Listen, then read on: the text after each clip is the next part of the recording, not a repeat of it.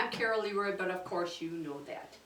And I'm going to talk to you today about ergonomics and health and safety. This is what I did for a living for corporations. I've been an RN for 40-some years, and I found a specialty I loved, and that was ergonomics. And I did a lot of prevention for industry. And in fact, when I was in industry, I wrote this book called Pain-Free Quilting. It has not much to do with quilting, but an awful lot about repetitive stress disorders, how to sit, how to stand, how to bend, all the things you do in industry. I just wrote this for industry and then took the words out and put quilting in because nobody had written a book for quilters about repetitive stress. Okay, what do you think the #1 cause of death for elders is? Well, you might think heart disease, you might think cancer, you might think strokes. But guess what? It's accidents. My dad died at 96. He was going strong and he fell and broke his hip. That's what caused him to die. So, I've fallen many times. But I'm a curious kid. And I told you that when I was a kid I got in trouble all the time. Well, one of the things I got in trouble and I was curious about when I was a kid was I was riding my bike, and we used to ride our bikes along, and then we used to ride our bikes with no hands and just the handlebars, and I thought, oh, this is so neat. Then we used to put people on the front of the handlebars and ride along with them. So neat. I got this brilliant idea one day, girlfriends on the front, thinking, well, if I could steer with no hands, I wonder if I can do it if somebody's on the front. No. We were both scarred up, scraped up, we hit the dirt running. Brilliant idea gone wrong. Did a thing on the monkey bars where I went backwards into the monkey bars, smashed my face, had a broken nose, broken lip, yada, yada, yada. Okay, so I'm accident prone. I'm still accident prone. I think I am now because I'm doing too many things at once. And one of the things I have to learn is to do less things. And you have to learn how to do more. So I'm trying to give some of that energy of mine to you through this video. And I made a little visual here for you. And it's called Stop. And this has to do with falls. Okay, when you're walking along, stop what you're doing. Stop and look around you. What do you see around you? Cars coming? Bikes coming? What do you see over here? People walking their dog, they're coming here? Okay. What do you see right ahead of you? Do you see trucks coming down the way? Let's look down. What do you see down below? Do you see gravel? Do you see a step going down? Do you see a rug you might trip on? Okay, all these things take 1 second. And remember, stop. Think just before you fall. Okay, I have another acronym for you, and that's called SHH. S-H-H. Shh. Okay, that has to do with health and safety too. S is for sunscreen. We are prone to skin cancer. The rays that give you skin cancer are cumulative. That means all the years we've been out in the side, it's been accumulating. That's why you'll hear people get older and they start getting the melanomas on their face. We've got to prevent that. S, sunscreen. H, hats. Hats protect our eyes from the sun so we can see better. They also protect our nose, our cheeks, all the areas here where we get lots of melanomas. And the last H is hydration. Bring a bottle with you, carry that bottle on your hip, and keep yourself hydrated. As you walk a lot, you perspire. You're losing body fluids. As you lose body fluids, you lose electrolytes. Electrolytes are the things that keep our heart beating and beating. And when we lose too many of them, we get an arrhythmia. So that's why people will have heart attacks when they're on a walk. Another thing, when we've lost all this fluid, we've lost a lot of our body fluid, and our body fluid keeps our blood pressure stable. Let's say we don't have as much fluid in us. We bend over a little bit, pressure goes down, we get dizzy, and we fall. Okay, that's what shh is all about. Let's hydrate. Along with walking, I'm going to show you some things that I have let go of and some things I have taken hold of. One of the things I have taken hold of is wearing tennis shoes a lot. Very stable wearing tennis shoes. These are the shoes I'd like to wear. I'd like to wear my red ones and my black ones, and they're little and they're skimpy and they look kind of cute. But I'm telling you, I'm taking my life in my hands when I wear some little shoes like this. I wear these when I go out and I dress up, and I've got Gordy's arm to carry me through.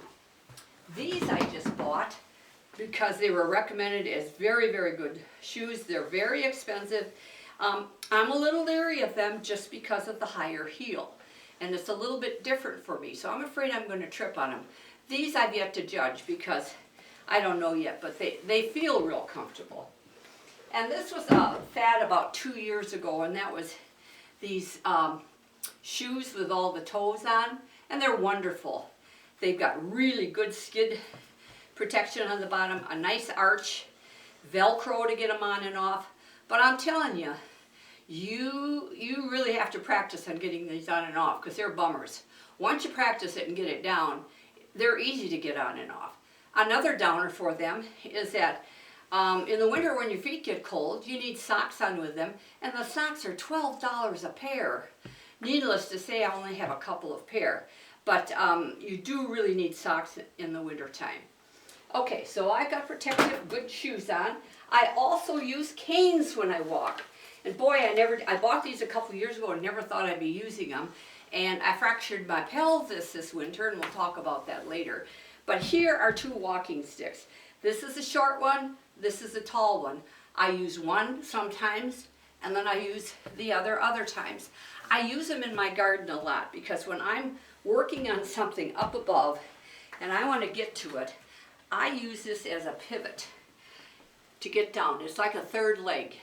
And then when I want to get up, I can use that to help myself get up. So use canes. Get some pretty ones. Don't get those crummy old ones. Let's get some old ones and paint them up. That's going to be something we're going to do in the wintertime on other videos. Okay, the latest craze around here is people walking with walking sticks. And these I got at Goodwill, and they are for cross-country skis. And you observe what you see. Whoops, I'm stuck together. There, I'm not. You'll see people walking with these, and they walk, and they walk, and they walk, and they walk. It's like having two more legs. It's like having four legs. So you walk with them. This one goes out. This one goes out. They really give you stability, and you don't wobble all over when you walk. So if you want to do a little more speed type thing, try these. They're really good. Okay, so we talked about trips and falls. Now we're going to talk about sitting. One more thing. Forgot all about this. We're going to hit this again later. But I'm telling you what happened to me. And later I'll tell you about a friend. Well, a few years back, one of my accidents was walking the dog. I was walking the dog. I was kind of jogging along with her, and she was a hunting dog, and she saw a rabbit, boom, right in front of me, boom, I went over, okay? If you walk a dog and you go out early in the morning or late at night, duty calls, you gotta do it. You might be alone. It's dark outside. It's cold in the winter. You wear a hat. You wear a crash helmet. Now, I even made a cover for mine for the winter time because I'm so vain. No, I'm not vain. But anyway, think about the crash helmet. We'll talk about this later. Okay, now we're going to talk about the S's, and we're going to talk about sitting. I'll show you something here. Here's kind of a decorative chair. It's too low for me, actually. And I'm going to do something that you shouldn't do. And I'll tell you why. Ow! Don't ever sit in a chair that way. If you have a prone tendency toward osteoporosis, you can fracture your back very easily just with that one little movement. So I'm going to get up and I'm going to show you the proper way. You look at a chair, it's bound to have some corners on it. Bend forward like this with your back, ease your butt down, slide your butt back, and then sit in the chair. Okay, now I'm in it. How am I going to get out? Well, that can be a problem. So here's one way you can get out. Move your butt to the corner a little, to the edge a little bit. Put one leg under, one on top. You've got a little tripod. Turn around. Make another tripod. Put this leg out and push with both legs as you get up. Your back is straight. Come closer to the chair. Now stand up. You've gotten up very safely. And you can do this when you fall down too. You can get up from a down position, a totally down position, like this. I don't even know if you can see me. But you can get up, if you can get up on all fours, and you can get one foot up and the other foot up, then come close, put your butt up in the air, and you can get up. Now we're going to use an ergonomic chair. Look at this baby. I used to sell these when I was in industry, and this is one I've had for years, and it's well worn, but I've covered it several times. Yes, you can cover them, and that is a different story. Now watch how I get in this chair. They're adjustable for shorties and tallies. I hang on, I sit down, and look at this. Look at how I am at a perfect right angle. My legs are at a right angle. My arms are at a right angle. My head and shin are at right angles. I am in the perfect neutral position. But let's say the table I had is a little bit far away. People get up and down from chairs and forget to pull them in. If this isn't pulled in, this is what you're doing. You're typing like this, you're typing like this. Try holding your hands out without typing or doing anything for about 20 seconds and see what happens. We're using lots of energy to do that. Not only that, but when we're leaning like this, we want to see with our bottom eyes, which are our bifocals down at the bottom. And in order to see, you have to go like this to see. Look what's happening to your neck. Look what's happening to your back. You come back, pull the chair to the table, rest your arms at 90 degrees, and look down. You will be less tired, all kinds of things when you work. Okay, now I'm going to sit down because I was getting a little breathless there. And I don't know if anybody noticed, but I have my large white shirt on with tights. And I make these in large and medium, so this is a very large. And you could really enjoy them because they give you a lot of freedom. They cover up the points that you don't want to see. Okay, T is for tails. I'm going to tell you some tales. 3 of them are about me, and 1 is about my friend Jan. Okay, I've had 3 major accidents that I can remember since we've been up here. And 1 was another rush. It was in the spring. There was still ice outside. There was ice on the plants.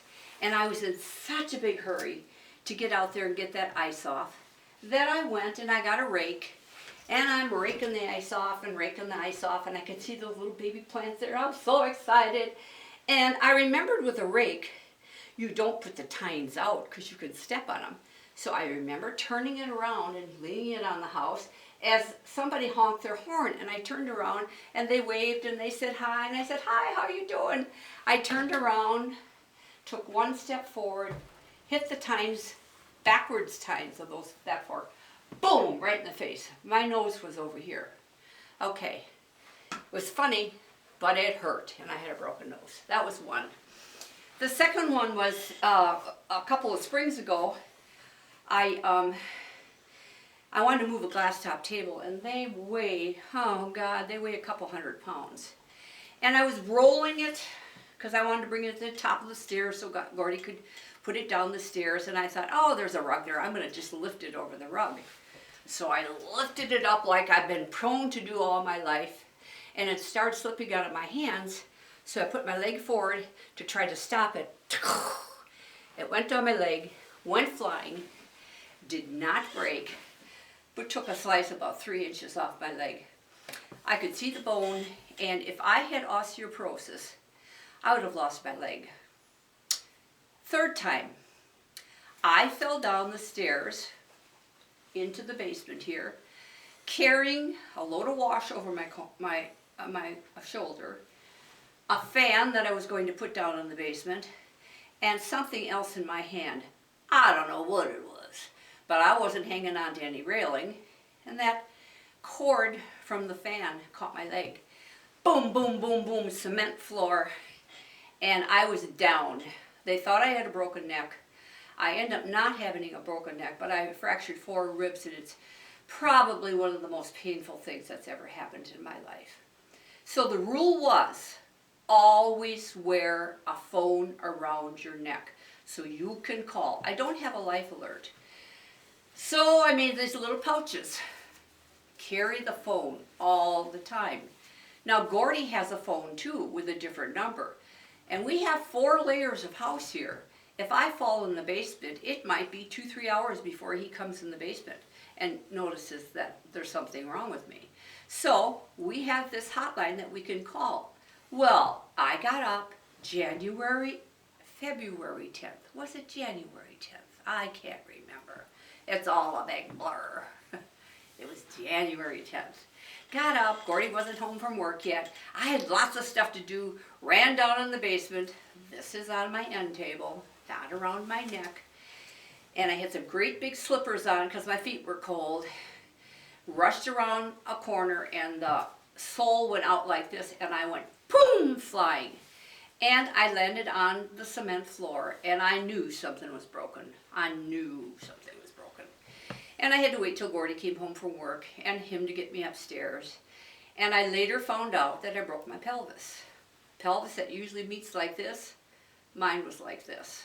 So I did a real job on it.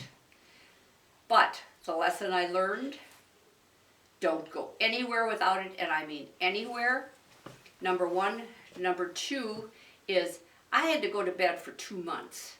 And I don't mean bed. I mean I had to sit in a chair. I had to do physical therapy and learn how to use a walker. 2 months of that.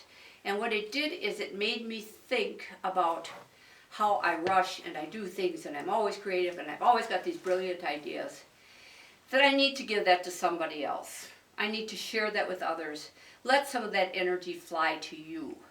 I need to slow down a little bit. So I'm slowing down, believe it or not. Okay, the next thing we're going to talk about is the tale about my friend. Okay, my friend had a little tiny dog, and her and her husband took turns walking it. One morning she went out walking it, and she came home after about half an hour, and she said to her husband, I fell. She had a laceration on her head. I fell walking the dog. It was probably icy. He never did find out what it was. And so he took her over to the emergency room, took her in, and parked his car. And when he came in, they were rushing her to operating. She had a brain bleed, and she was going fast. Now, that's my friend Jan, beautiful artist, beautiful woman, and she died of head injury. That should not have happened. If she would have had this on in the morning, in the dark, walking that dog, she would be alive today. So let's put our egos behind us and let's think about wearing protection. We'd never let our kids go out on bikes, would we? We'd never let them in the car without seatbelts, would we? But we take our bodies and we'll put these on when we ride bikes. But will we put them on when we walk on ice? No, do it. I'm telling you, do it. Now, a couple more ego things. Well, at our age, we should be going to an ophthalmologist to look at our eyes. Because at our age, we lose our night vision, we can develop glaucoma, and we can develop macular degeneration. My mother had macular degeneration, and I got a little bit of all this stuff. And I can't drive at night anymore because I can't see in the dark. I literally cannot see in the dark. And that's one of the reasons I invented my lamp, and you'll see my lamp later. But I just decided I'm too dangerous at night. I am not driving at night. So my husband takes me places. Sometimes he takes me places. Friends bring me home. And that's how we manage it. I drive in the daytime, not very much, but I drive in the daytime. I'll tell you a little story. My husband had an aunt that died, and she was a little old lady full of osteoporosis. And she had this great big honking car. And when she would drive, this is what you'd see. And I know you've seen this on the road. And do you think she was looking through her? She was looking through these glasses right here. Okay, right there. So we got the car. They brought us the car, and there was not a spot on that car, front, back, or side, that did not have a ding, a scratch, or something on it. We thought the poor people that didn't know. But thank God she didn't kill anybody. That's what I say, thank God. So if you go to your eye doctor and in any way he or she says that your vision is really going down, this is something that can't be corrected. You ought to think about not driving anymore. Or if a friend or relative has said to you, you know, I'm really worried about you, and I'm afraid that you shouldn't be driving anymore. It's hard for us. It's hard for men because men have taken care of women all their lives. And they loved their cars. They love to drive. That's part of their identity. Some women are widows and they have never driven in their life, and they have freedom. They can go where they want. They can get groceries when they want. They can go do creative things like I'm talking about. But there is a point when somebody tells you, you can't drive anymore. You better listen. Do you have grandchildren? Do you have great-grandchildren? Are there neighbors with kids? How would you feel? How would you feel if a child died because of your ego? Not very good either. Now our ego comes into play with other things, because as seniors, we're very susceptible to fraud. There's a thing going around where people call and say they're from the IRS, you have back taxes, and you're going to be in big trouble if you don't pay your back taxes, yada, yada, yada. People have fallen for this scam, and turned their money in to the number and the address that called. Guess what? IRS never calls you on the telephone. You do not hear from them. You do not get an email from the IRS. You'll get a certified letter if they want to talk to you. Also, email or telephone call that says, is this Grandma Shirley? Yeah, this is Grandma Shirley. What do you need? You've got a lot of grandsons, right? Yeah, oh sure. Who is it, Todd? And they say, yeah, Todd, he's in trouble. And he's had an accident and he's been traveling, hitchhiking, and he needs money now because he has none. Fax us some money. Send us some money. Cut. I know you love your grandchildren, and I know you'd do anything for them. Call your kids, call these kids, call anybody you know, but do not send money out. There are scams. There's also something on the telephone that I don't know too much about, but it's called ICE. And if somebody wouldn't mind looking that up for me and sending it to me on Facebook, it's called In Case of Emergency. And what this is all about is that if you fall and have your phone, let's say you're unconscious, somebody could pull out your phone and dial ICE, and it would bring up your relatives, your friends, your doctors, your address, whatever. So look into that, because that might be a good safety thing to have. I just heard about that the other day. Also, maintain your nutrition. You know how to eat. It's really hard to cook when we get older. I cook 1 or 2 days a week, and then I make lots of little casseroles and freeze them, and then I change them around and change the vegetables and change the potatoes, the rice, the quinoa, whatever. So we've got to learn to keep cooking and keep making decisions. But we've got to learn to reach out to people. We have to reach out to other people. And that's what I want you to do. I want you to form groups, do skills that you never knew you had before, and reach out to people, because that's the way we heal and that's the way we enjoy life. The last thing I'm going to talk about is medicine and your health. If you don't have a family doctor or an internist, get one. And I want you to get a piece of paper and put it in your purse and write all your medications on it. Keep it in your purse. If when you visit your doctor, she or he puts you on a new medicine, put it on the list so you have it. If your doctor refers you to somebody else, let's say a rheumatologist or an orthopedist, and they give you some medicine, make sure, because doctors don't always communicate, make sure your regular doctor knows about that. You may be taking pain pills for something else unrelated to this hip pain or foot pain, and now you're taking 2 of them. Well, the doctors told me to. You're overdosing. You also have to know about the interaction of pills. So always have that one main doctor that's looking over everything.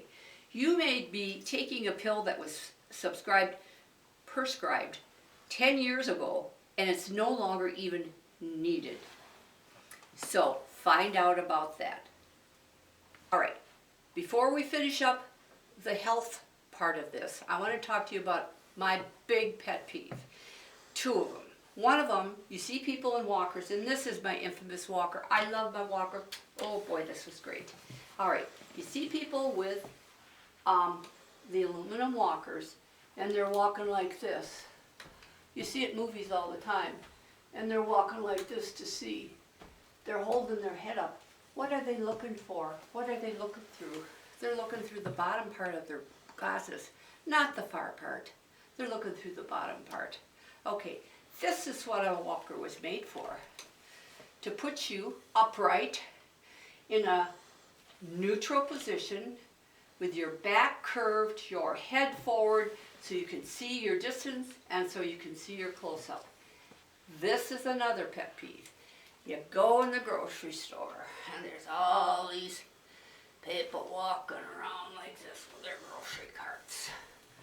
Boy, I'll tell you, nothing slaps me and sets me into alert to see that. I think straighten up, put your hands on the grocery cart, use it for support if you have to, but don't lean over it like that. That elongates your head on top of it, and it's just not healthy. Okay, I think it's pretty appropriate that I sit in the walker for this discussion, because this is the very last part of our medical discussion. And that's called, well, if you've got any grandchildren or anybody around, have them get out of the room, because if they stay in the room, we're going to go, ah! Okay, it's sex. We're going to talk about sex in the elderly. Well, guess what? I'll give you a scenario.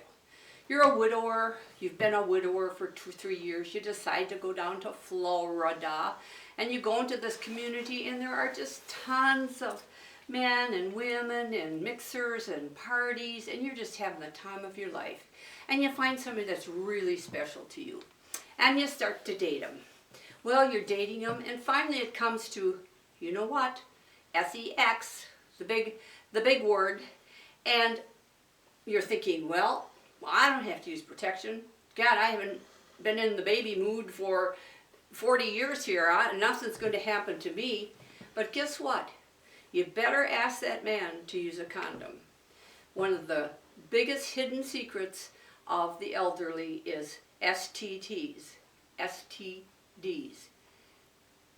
sexually transmitted diseases.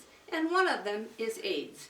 So remember, when you go to bed with someone, you are going to bed with all his partners, all his wife partners, and if this man's older, he's had many. He may have many. So have them tested, or else use a condom.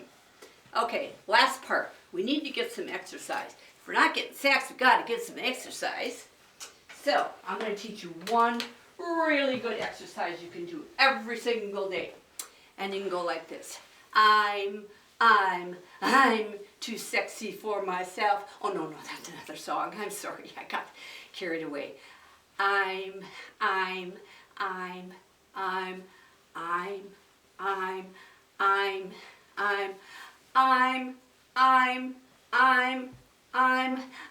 a little teapot, short and stout. Here is my handle, here is my spout. When I get all steamed up, I just shout, tip me over, pour me out. Yay! Goodbye!